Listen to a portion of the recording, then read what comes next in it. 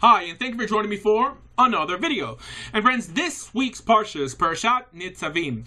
And friends, the Parsha begins by reminding us of the conditional alliance the Almighty is making with the Jewish people in this Parsha. That's right, friends, conditional alliance. It states that today, by accepting upon yourself this Torah, I will become your God. Which, in its simplest form, means no Torah, no alliance. Why? Because, friends, entitlement breeds ingratitude. In other words, when you get things or expect things that you don't deserve, it makes you a worse individual. Not to mention that it makes your group as a whole look very primitive. And then someone would say, how about Kohanim or Leviim? Isn't that a sign of some sort of intrinsic worth in Judaism? Not at all, friend. Why? Because the office of the Kohen or the Levi was only special when the individual holding those positions did their part to sanctify their tenure. In other words, if you had a Kohen living a unholy life or not living by the laws pertaining to Kohanim, he wouldn't be regarded with any worth at all. In other words, friends, the notion of unconditional anything is antithetical to Torah, no matter what anyone tells you. And on the same note, the Parsha continues that perhaps you're someone among you, a man or woman or some clan or tribe, whose heart is even now turning away from the Lord our God, to go and worship the gods of those nations. So friends, here it's referring to individuals who still claim to be Israel or Jewish, but at the same time live like pagans do. And this doesn't just hit home today, friends, but it's been common throughout Jewish history. And again, friends, we're talking about the notion of conditional acceptance. As a matter of fact, according to Halacha, these individuals are more hopeless than non-Jews in the sense that a non-Jew might still have a share in the world to come by keeping the 7 laws, but this individual has nothing. Why? Because he knows too much to turn back. It reads on that if someone hears the words of these sanctions and begin to think that he's immune, thinking that I'll be safe though I follow my own willful heart to utter ruin. Friends, this is telling us that this is speaking about someone who believes that because I'm X or my mother is X, I am secured or allotted Y, which is identical to virtually 90% of the Jewish world today, that although they claim not even to believe in Torah, I mean, forget about Torah, they claim not even to believe in God, they still claim that they're inherently better than someone else, and in some way attributed all the blessings of the righteous in this book, when it states that the Lord will single them out from all the tribes of Israel for misfortune, in accordance with all the sanctions of the covenant recorded in this book of the teaching. And later generations will ask the children who succeeded you and foreigners who came from distant lands and see the plagues and diseases that the Lord has inflicted upon that land. And friends, these are words that if anyone would say them and mean them in a synagogue or the average synagogue today, they would get booted out. Why? Because it makes you think that perhaps the ADL and B'nai B'rith and even the IDS should be replaced by a copy of this book. And that according to this book, God himself would be the biggest anti-Semite. And that we should rethink what we call anti-Semitism at least for the last 200 years and wonder if perhaps we didn't bring it on ourselves, whether it's through the reform movement, communism, Zionism, feminism, or American liberalism. I know these are heavy words, friends, but you know what? This is a heavy book. So don't get mad at me. I didn't write the theme. Blame God. And I'll say it again. There is no such thing as intrinsic worth in Judaism. No, friends.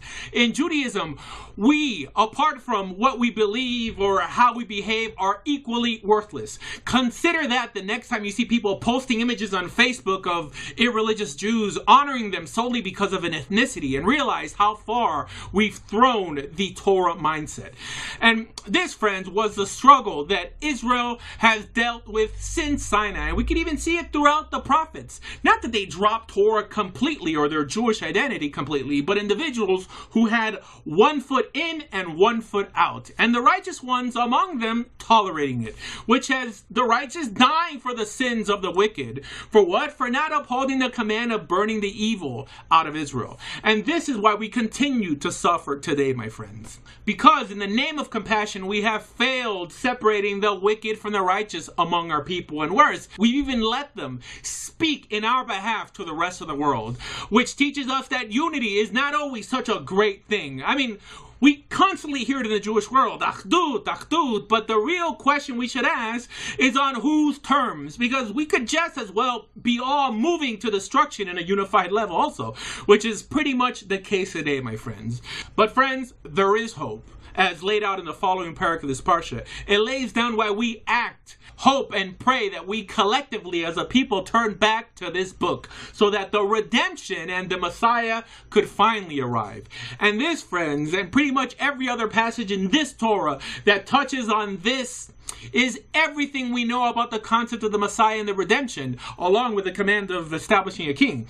In other words, anything else explained or derived by anyone that goes beyond what we read in this Torah is unfounded and regulated to mere speculation. So listen carefully. When all these blessings and curses I have set before you come upon you, and you take them to heart, wherever the Lord your God disperses you among the nations, and when you and your children return to the Lord your God and obey him with all your heart and with all your soul, according to everything I command you today, then the Lord your God will restore your fortunes and have compassion on you and gather you again from all the nations where he scattered you. Even if you have been banished to the most distant land under the heavens, from there the Lord your God will gather you and bring you back. He will bring you to the land that belonged to your fathers, and you will take possession of it. He will make you more prosperous and numerous than your fathers. The Lord your God will circumcise your hearts and the hearts of your descendants, so that you may love him with all your heart and with all your soul, and live. The Lord your God will put all these curses on your enemies who hate and persecute you. You will again obey the Lord and follow all his commands I am giving you today. Then the Lord your God will make you most prosperous in all the work of your hands and in the fruit of your womb, the young of your livestock and the crops of your land. The Lord will again delight in you and make you prosperous, just as he delighted in your fathers, if you obey the Lord your God and keep his commands and decrees that are written in this book of the law, and turn to the Lord your God with all your heart and with all your soul.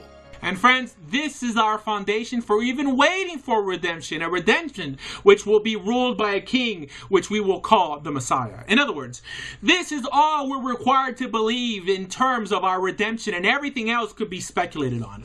Why? Because Torah is our foundation, and never let anyone tell you differently. The notion that when we repent, the Almighty himself will bring us back into the land, and once we're in the land, we can establish a king, like it says in Deuteronomy 17, and not just any king, a righteous king that will reestablish the broken line of kings. And because he is anointed for service like every other king in Israel, he will also be called a Messiah.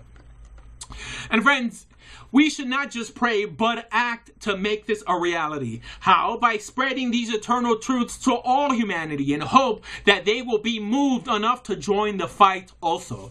And friends, if you're hearing me today and would like to join the effort by submitting yourself to the Torah, which is nothing less than the will of the Almighty in written form, please visit doordea.com for more info. Thank you.